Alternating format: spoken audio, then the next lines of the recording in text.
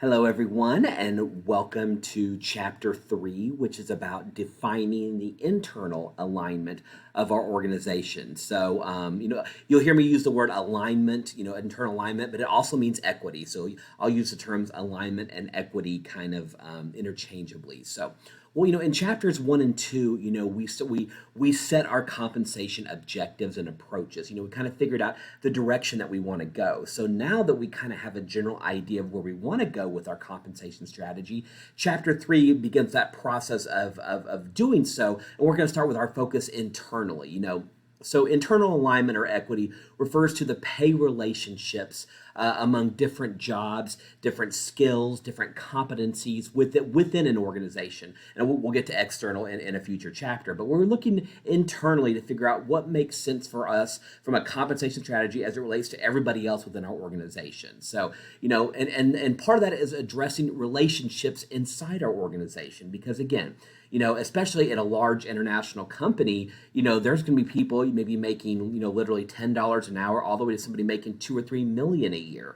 So how do we kind of determine where our compensation strategy lies within that organization? And it all kind of structures around this idea behind a pay structure, which are basically pay rates for different work or different skill sets. So obviously, somebody who cleans the toilets, for example, is going to be paid something different than a vice president of marketing who's traveling the world and meeting and creating sales, for example. So again, not saying one job is more important than the other, but compensation does recognize this idea of different work and different skill sets requires different amounts of actual compensation. So when we're looking at our pay structure, it can be defined in a couple of ways, and these are 3 really important ways that I really want you to know. The first, it can be defined as the number of levels of work. So, for example, you could go from, an entry-level associate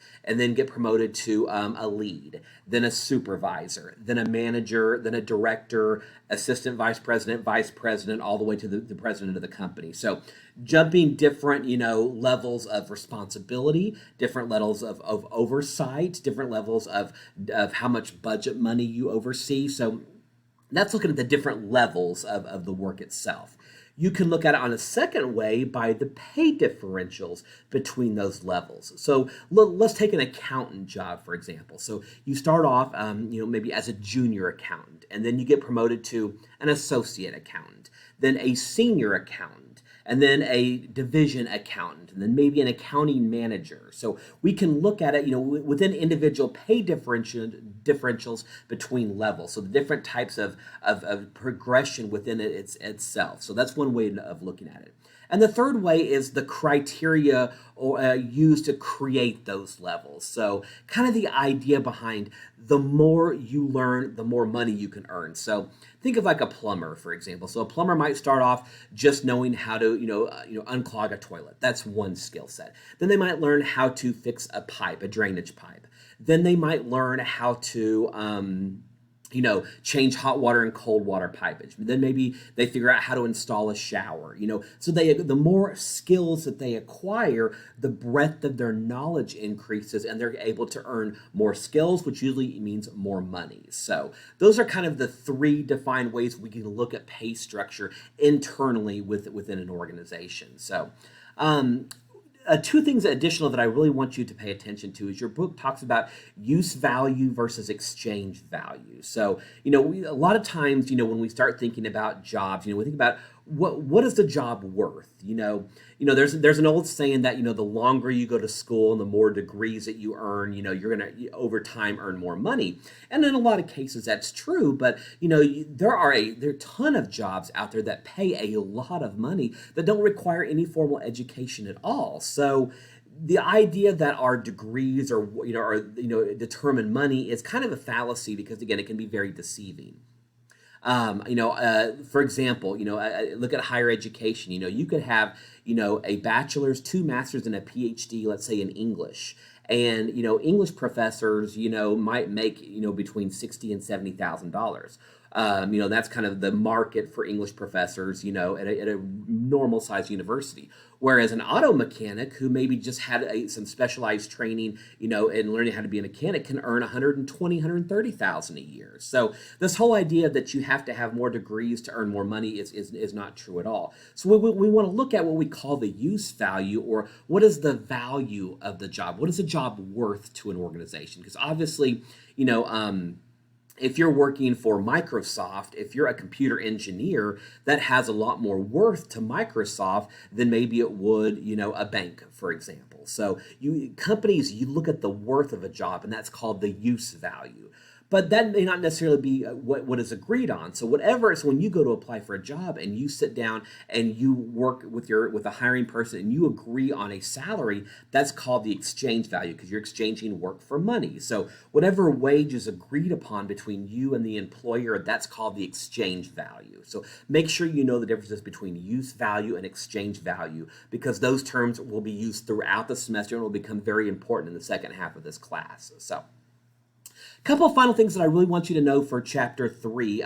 Exhibit 3.5 in your textbook, which is about illustration of an internal labor market. That's, again, I don't expect you to memorize that, but it's a great example of how somebody can come into the organization, build up their levels of work, their pay differentials, as we just finished discussing, and help, earn more pay and higher promotions throughout an organization. So everything that we've been talking about here in Chapter 3, I think is really fairly summarized in Exhibit 3.5. So make sure you take a look at that. So the final thing that I want to talk about for Chapter 3 that I want you to know is this idea of fairness, or at least perceived fairness, because, a lot of times, and I've seen it throughout my career, you could have two people who have the same job title. Let's say they're both accountant ones, for example, where one might make 50,000, the other might make 70,000, but they have the same job title, the same, more or less, same job responsibilities. So how can we justify paying one person 20,000 more than the other person?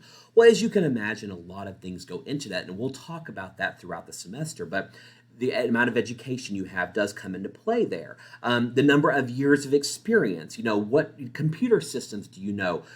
Is this your first ever job, or have you worked at 2 or 3 other accounting firms before you came here? So this whole idea of fairness does play into internal alignment, or equity, if you will. And within fairness, there's 2 terms that get thrown around a lot that I think are really important. One is this idea of procedural justice, which basically are the procedures that we use to determine pay. So, companies, if they're smart, don't just willy-nilly throw out salaries. Oh, okay, you're going to get 20, you're going to get 30, you're going to get, and just randomly select numbers. They have a process, they have formula, they have written procedures to determine, okay, based on this amount of experience, this amount of education, we're going to pay this person in this range, for example. So that's procedural justice. Make sure that the procedures that we use for determining pay structure are, that they're written down, or at least accessible, so we can explain our pay structures. And the other type is what we call distributive justice, or the fairness of that decision. Just because we have these procedures, they also have to be fair as well. Think of it like almost like a court trial. So if you're on trial, if you're a defendant and you're being accused of car theft, the procedure would make sure that you're entitled to a jury. You get your attorney. You're able to argue your case in court. So that's procedural justice. Well, if you show all this evidence that you're innocent, and then the jury finds you guilty, for whatever reason, that may not be a fair decision, even though the process was fair. The end result may or may not be fair. That's what we call distributive justice. And again, this idea of fairness of decisions will again come into play greatly as we get into a little bit further along in the semester.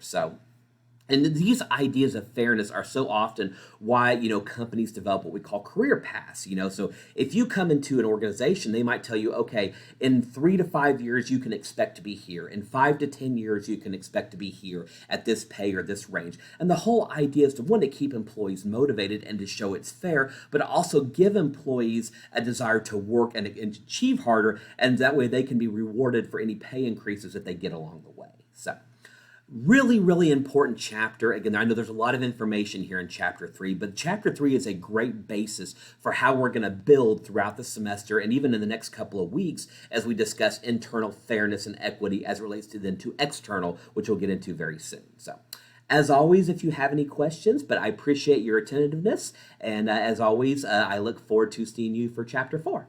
Thanks so much.